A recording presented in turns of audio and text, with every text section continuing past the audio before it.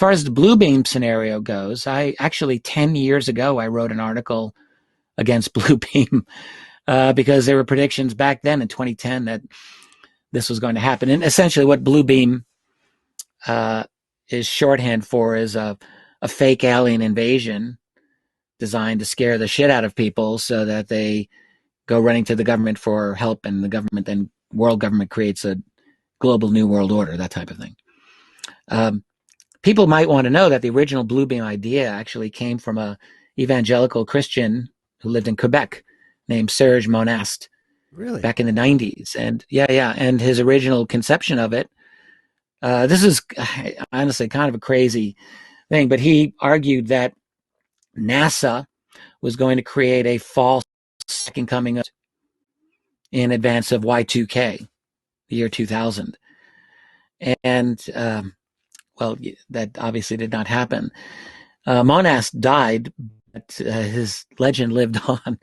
And people eventually transformed the original concept of the second coming, and there was going to be a creation of like false religious evidence of some sort or another. It was pretty convoluted, but then they just turned that into a fake alien invasion.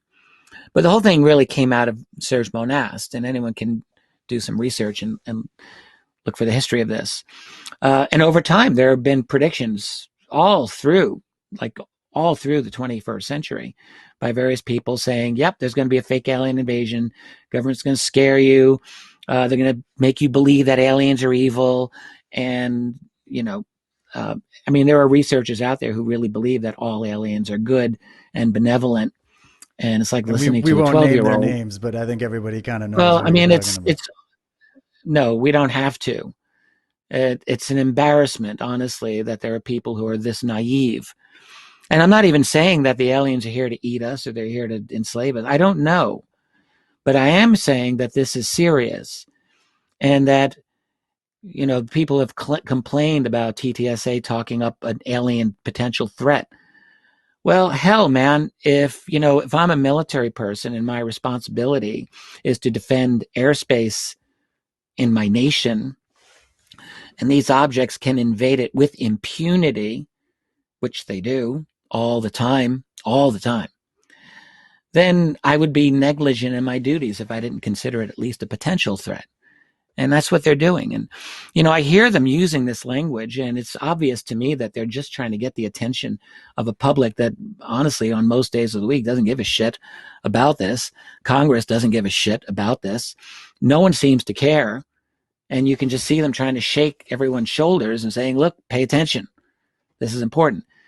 I can sympathize with this because, quite frankly, for the last 20 plus years as a public person in this field, I have from time to time had to deal with a media that is absolutely terrible on the subject of UFOs and won't take it seriously. So on that level, I can feel their pain.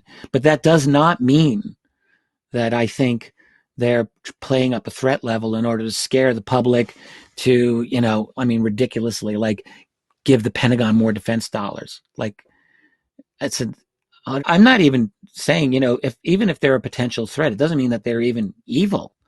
It doesn't mean that they're bad by any morality that we would hold to that. I mean, they're just different, but they're here, and it is likely that they are here in some kind of disruptive fashion. That's definitely a real possibility. And so I'm just saying to look at this as disinfo or as a false flag or this type, or as a coordinated effort between, say, TTSA and the CIA or the Pentagon.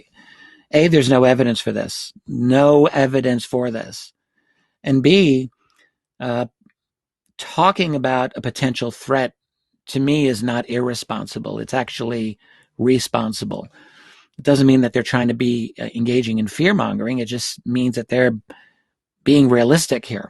We don't know what these other beings are, really. We don't know. And when anyone claims that they know, I think they're just either not being truthful or they're deluding themselves.